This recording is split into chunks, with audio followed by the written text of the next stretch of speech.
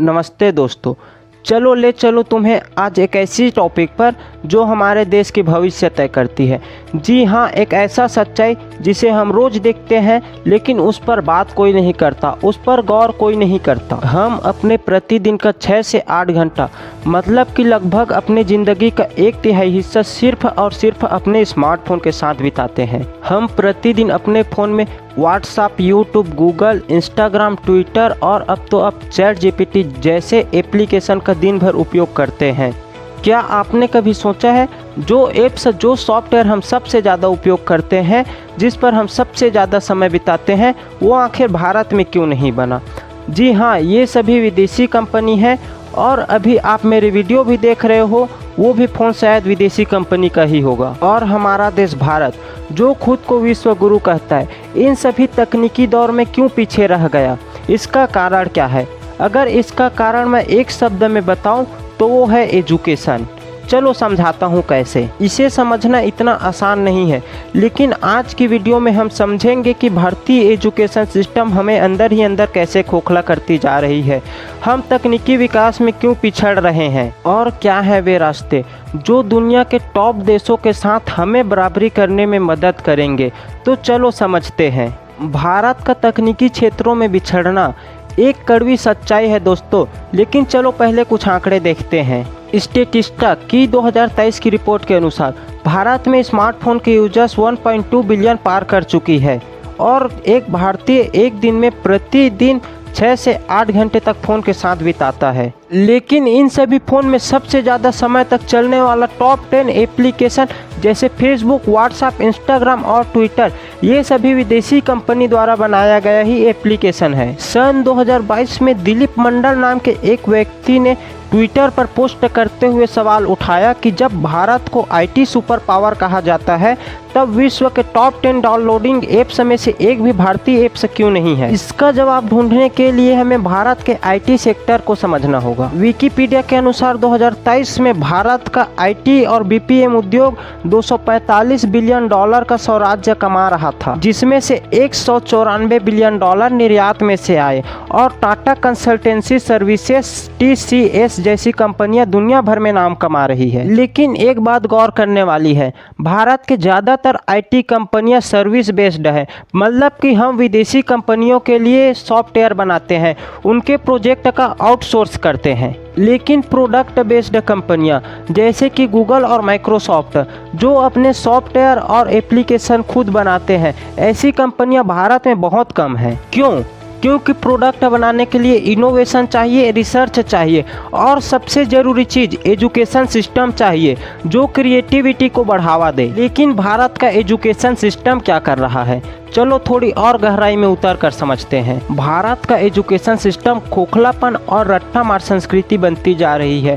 भारतीय education system का सबसे बड़ी समस्या रट्टा मारने की स्किल को बढ़ावा देना है। National council of education research and training NCERT के 2020 के सर्वे में पाया गया कि कक्षा 10वीं के 60% से अधिक विद्यार्थी किताबी ज्ञान के अतिरिक्त और बाहरी ज्ञान लेने में असमर्थ हैं। हमारा एजुकेशन हमारे बच्चों को अच्छे नंबर लाने, किताब रटने और अच्छे इंजीनियरिंग या मेडिकल कॉलेज में दाखिला के लिए तैयार करता है, लेकिन क्या उन्हें प्रॉब्लम सॉल्विंग, क्रिएटिविटी और इनोवेशन जैसी स्किल सिखाई जाती है? चलो एक कहानी सुनाता हूँ। प्रियांशु, जो सरकारी स्कूल के कक्षा 11वीं का विद्यार्थी था और वह गणित और साइंस सब्जेक्ट में बहुत ही होनहार था, उनका भी सपना इसरो में एक दिन साइंटिस्ट बनने का था। प्रियांशु के स्कूल में साइंस लैब तो थी, लेकिन वहां सिर्फ एक माइक्रोस्कोप और टूटे फूटे इक्विपमेंट ही थे। अक्सर उससे टीचर कहा करते थे, नंबर लाओ, पढ़ाई करो, बाकी सब बाद में देखा जाएगा। लेकिन प्रियांशु को किताबी ज्ञान से ज़्यादा प्रैक्टिकल नॉलेज चाहिए थी। उसे 2020 में राष्ट्रीय साइंस फेयर में हिस्सा लेने का मौका मिला, जो दिल्ली में आयोजित था। जब वह फेयर में पहुंचा तब उसे पता चला अधिकतर प्राइवेट स्कूल के विद्यार्थियों के पास हाईटेक 3D प्रिंटर और लैपटॉप थे, जिन्हें उनके स्कूल ने स्पॉन्सर किया था। प्रियांशु का मॉडल, जिसे प्रियांशु ने अपने घर में स्क्रैप मटेरियल से बनाया था, बाकी मॉडलों से वह साधारण लग रहा था। जजों ने उसकी तारीफ भी की, लेकिन उसे कोई अवार्ड नहीं दिया गया। कारण ये था कि उसके पास प्रेजेंटेशन देने की स्किल की कमी थी। क्योंकि उसके स्कूल में इंग्लिश बोलने या प्रेजेंटेशन देने की ट्रेनिंग नहीं दी जाती। प्रियांशु दुखी हो गया। उसने अपने मैडम से कहा, मैम अगर हमारे स्कूल में भी एक लैब होती और हमें कोडिंग सिखाई जाती तो मैं भी एक बहुत अच्छा मॉडल बना सकता था और उम्मीद था कि मैं भी फर्स्ट प्राइज़ जीत सकता था। यह दिल्ली शहर में मोहम्मद कैफ नाम के लड़के के साथ हुआ 2020 का सत्य घटना है। इसकी फ़ोटो आप स्क्रीन पर देख सकते हो। इसके स्कूल का नाम RPVV है, मतलब कि राजकीय प्रतिभा विकास विद्यालय दिल्ली है। आज मोहम्मद कैफ दिल्ली के एक यूनिवर्सिटी में है। उसने इसरो में साइंटिस्ट बनने का सपना छोड़ दिया। अब वह कॉल सेंटर में पार्ट टाइम जॉब करता है, लेकिन उसे लगता है भारत के सरकारी स्कूल में पढ़कर एक साइंटिस्ट बनना सिर्फ एक सपना ही है। मोहम्मद कैफ की कहानी उन विद्यार्थियों की कहानी है जिनके पास टैलेंट तो है, लेकिन उन्हें शिक्षा प्रणाली और संसाधनों की कमी पीछे ढकेल देती है। वर्ल्ड बैंक की रिपोर्ट कहती है भारत में 15 साल के सिर्फ 26% बच्चे हैं जो बेसिक मैथ्स और बेसिक साइंस के प्रॉब्लम हल कर पाते हैं। अगर तुलना करें फिनलैंड से तो यह आंकड़े 85% है। क्यों है इतना बड़ा फर्क? क्योंकि हमारा एजुकेशन हमारे बच्चों को सिर्फ नौकरी पाने की मशीन बनाती है, ना कि इनोवेटर। चलो अब बात करते हैं एजुकेशन सिस्टम का तकनीकी विकास से क्या कनेक्शन है। 2021 नेशनल साइंस फाउंडेशन की रिपोर्ट में बताया गया कि अमेरिका में 70% स्टार्टअप STEM मतलब कि science technology engineering maths graduate student ही स्टार्ट करते हैं और भारत में ये आंकड़े मात्र 15% है। क्यों? क्योंकि हमारे इंजीनियरिंग कॉलेज में कोडिंग सिखाई तो जाती है, लेकिन सर्विस बेस्ड, सिर्फ जॉब करने के लिए। डेवलपमेंट, रिसर्च, प्रोडक्ट और डिजाइनिंग पर फोकस नहीं किया जाता। 2019 में प्रथम NGO की वार्षिक शिक्षा स्थिति की रिपोर्ट में पाया गया कि ग्रामीण भारत में कक्षा 5वीं के 75% स्टूडेंट न ही ढंग से इंग्लिश बोल पाते हैं और न ही पढ़ पाते हैं। और सिर्फ अंग्रेजी ही क्यों, लोकल भाषाओं में भी साइंस और टेक्नोलॉजी की पढ़ाई की कमी है। जब एक बच्चा बेसिक स्किल में ही कमज़ोर है, बेसिक स्किल ही समझ में नहीं आता, तब वह बच्चा कैसे गूगल, अमेजॉन और फ्लिपकार्ट जैसे एप्लीकेशन बना पाएगा। चलिए अब कुछ टॉप देश के एजुकेशन सिस्टम की बात करते हैं जिससे उनकी तरक्की दिखती है। फिनलैंड का एजुकेशन सिस्टम दुनिया में नंबर 1 माना जाता है क्योंकि वहाँ होमवर्क कम होती है और बच्चों को प्रोजेक्ट बेस्ड लर्निंग दी जाती है। उदाहरण के लिए एक फिनिल स्कूल में बच्चे सोलर पैनल कैसे काम करता है ये किताबों से नहीं बल्कि खुद बनाकर सीखते हैं। फिनलैंड में टीचरों को डॉक्टर जितनी सैलरी मिलती है और उनके ट्रेनिंग पर सरकार 30% बजट खर्च करता है। भारत में शिक्षा पर GDP का सिर्फ 3.8% ही खर्चा होता है, जबकि UNESCO के द्वारा 6% की सलाह दी जाती है। सिंगापुर में एजुकेशन सिस्टम क्रिटिकल थिंकिंग और प्रॉब्लम सॉल्विंग जैसे विषयों पर फोकस करता है।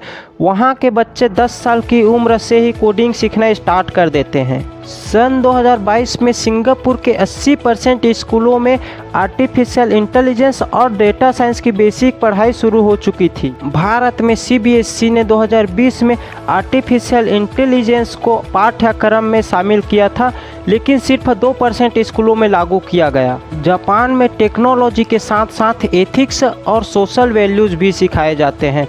वहाँ के सभी स्कूलों में रोबोटिक्स क्लब जरूर होते हैं और सभी बच्चे रोबोट बनाकर ही सीखते हैं। चलो अब हम बात करते हैं भारत के एजुकेशन सिस्टम की समस्या पर। हमारा सवाल ये आता है कि भारत की एजुकेशन सिस्टम इतना ख़राब कैसे है। चलो इसे 4 पॉइंट में समझते हैं। पहला, आउटडेटेड सिलेबस। 2020 में नई शिक्षा नीति NEP लाई गई जिसमें कोडिंग, AI और प्रोजेक्ट बेस्ड लर्निंग की बात की गई थी, लेकिन 2025 तक इसे सिर्फ 10% स्कूलों में लागू किया गया और हमारा सिलेबस आज भी 20 साल पुराने पैटर्न पर चल रहा है। दूसरा, टीचर्स की कमी। ASER की रिपोर्ट के मुताबिक भारत में 1.2 मिलियन टीचर्स की कमी है और जो टीचर्स हैं उनमें से 60% को डिजिटल टूल इस्तेमाल करना नहीं आता या फिर उसके बारे में सही जानकारी नहीं है। तीसरा, प्राइवेट और सरकारी स्कूल। प्राइवेट स्कूल में सुविधा तो है लेकिन बहुत महंगे हैं और गरीब फैमिली, पुअर फैमिली उसे अफोर्ड नहीं कर पाते। और सरकारी स्कूलों में 50% से ज़्यादा स्कूलों में बेसिक लैब तक नहीं है। अब चौथा, परीक्षा का दबाव। बोर्ड एग्ज़ाम और जी नीट जैसे एंट्रेंस टेस्ट ने बच्चों को रट्टा मारने की मशीन बना दी है।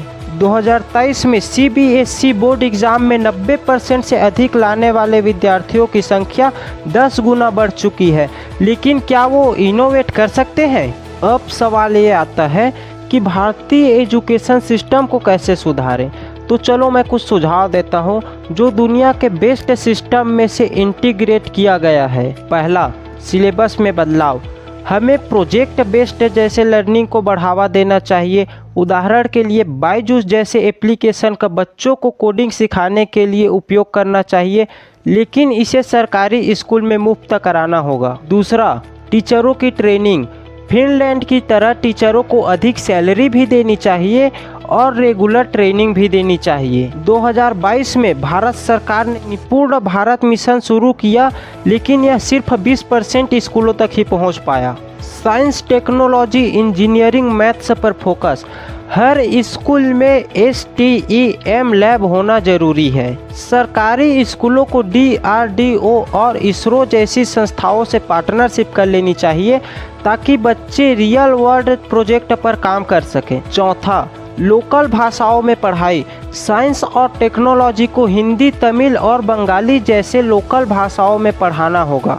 2021 में IIT मद्रास ने लोकल भाषा तमिल में इंजीनियरिंग कोर्स शुरू किया, जिसमें 10 लाख स्टूडेंट ज्वाइन हुए। पांचवा, प्राइवेट सेक्टर की भागीदारी। गूगल और माइक्रोसॉफ्ट जैसी कंपनियां भारत के स्कूलों के साथ पार्टनरशिप कर सकते हैं। 2023 में माइक्रोसॉफ्ट कंपनी ने 1000 स्कूलों में AI लैब खोले हैं।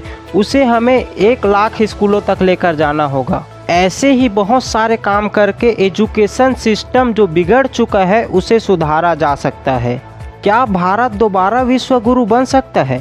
दोस्तों, भारत में टैलेंट की कमी नहीं है। 2023 के स्टैनफोर्ड यूनिवर्सिटी के एक स्टडी में पाया गया कि दुनिया के टॉप 2% साइंटिस्ट में से 10% साइंटिस्ट भारतीय हैं, लेकिन इन 10% साइंटिस्ट में से 80% साइंटिस्ट विदेशों में काम कर रहे हैं। क्यों? क्योंकि भारत में रिसर्च और इनोवेशन के लिए फंडिंग और इंफ्रास्ट्रक्चर की कमी है। अगर हम अपने एजुकेशन सिस्टम को सुधारें तो वो दिन ज़्यादा दूर नहीं जब भारत न सिर्फ सर्विस बेस्ड कंपनी बनेगी, बल्कि गूगल और टेस्ला जैसे प्रोडक्ट बेस्ड कंपनी भी यहीं से निकलेंगे। तो दोस्तों, ये थी भारत के एजुकेशन सिस्टम और तकनीकी पिछड़ेपन की कहानी। ये ना सिर्फ एक वीडियो थी, बल्कि एक सवाल है आपसे। क्या आप अपने बच्चे को रट्टा मारने की मशीन बनाना चाहते हैं या दुनिया को बदलने वाला इनोवेटर? जय हिंद।